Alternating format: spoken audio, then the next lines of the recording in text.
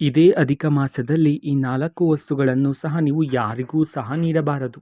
ಓಕೆನಾ? ಸೊ ಹಾಗಿದ್ರೆ ಬನ್ನಿ ಆ 4 ವಸ್ತುಗಳ ಬಗ್ಗೆ ಈ ವಿಡಿಯೋದಲ್ಲಿ ಸಂಪೂರ್ಣವಾಗಿ ನಾವು ಮಾಹಿತಿಯನ್ನು ತಿಳ್ಕೊತಾ ಹೋಗೋಣ.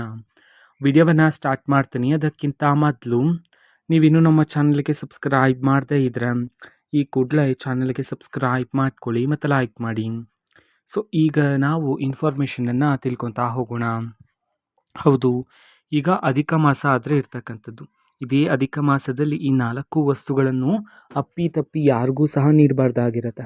ಹಾಗಿದ್ರೆ ಬನ್ನಿ ಆ 4 ವಸ್ತುಗಳ ಬಗ್ಗೆ ಸಂಪೂರ್ಣವಾಗಿ ಇನ್ಫಾರ್ಮೇಷನನ್ನು ಈಗ ತಿಳ್ಕೊತಾ ಹೋಗೋಣ. ಸೊ ಮೊದಲಿಗೆ ಉಪ್ಪು.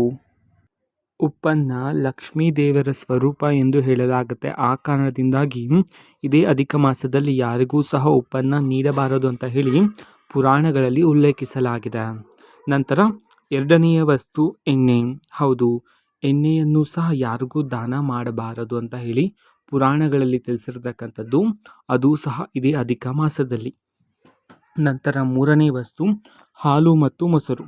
ಹೌದು, ಮೊಸರನ್ನು ಸಂಜೆಯ ವೇಳೆ ಹೊಸ್ತಿಲನ್ನು ದಾಟಿಸಬಾರದು, ಮೊಸರು ಹೊಸ್ತಿಲನ್ನು ದಾಟಬಾರದು ಸಂಜೆಯ ವೇಳೆ ಅಂತ ಹೇಳಿ ಪುರಾಣಗಳಲ್ಲಿ ತಿಳಿಸಲಾಗಿದೆ. ಅದೂ ಸಹ ಇದೇ ಅಧಿಕ ಮಾಸದಲ್ಲಿ ಹಾಲು ಮತ್ತು ಮೊಸರನ್ನು ಯಾರಿಗೂ ಸಹ ದಾನದ ಮೂಲಕ ನೀಡಬಾರದು ಅಂತ ಹೇಳಿ ಪುರಾಣಗಳಲ್ಲಿ ತಿಳಿಸಿರ್ತಕ್ಕಂಥದ್ದು. ನಂತರ ನಾಲ್ಕನೆಯ ವಸ್ತು ಬಂದ್ಬಿಟ್ಟು ಮೆಣಸು. ಹೌದು, ಇದೇ ಅಧಿಕ ಮಾಸದಲ್ಲಿ ಮೆಣಸನ್ನು ಸಹ ಯಾರಿಗೂ ದಾನದ ಮೂಲಕ ನೀಡಬಾರದು ಅಂತ ಹೇಳಿ ಪುರಾಣಗಳಲ್ಲಿ ತಿಳಿಸಿರ್ತಕ್ಕಂಥದ್ದು.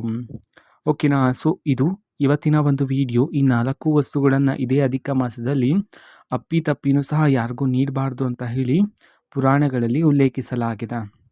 ಇದೇ ರೀತಿ ಇನ್ನೂ ಹಲವಾರು ಮಾಹಿತಿಗಳು ನಮ್ಮ ಚಾನಲಲ್ಲಿ ಸಿಗ್ತಿರುತ್ತೆ. ಅದಕ್ಕೋಸ್ಕರ ಚಾನಲ್ಗೆ ಸಬ್ಸ್ಕ್ರೈಬ್ ಮಾಡ್ಕೊಳ್ಳಿ ಮತ್ತು ಮಾಹಿತಿ ಇಷ್ಟ ಆಗಿದರೆ ನಿಮ್ಮ ಫ್ರೆಂಡ್ಸ್ ಆ್ಯಂಡ್ ಫ್ಯಾಮಿಲಿ ಮೆಂಬರ್ಸ್ಗೂ ಸಹ ವಿಡಿಯೋವನ್ನು ಶೇರ್ ಮಾಡಿ ಮತ್ತು ಸಬ್ಸ್ಕ್ರೈಬ್ ಮಾಡಿಕೊಂಡು ಸಪೋರ್ಟ್ ಮಾಡಿ. Thank you. ಬಾಯ್.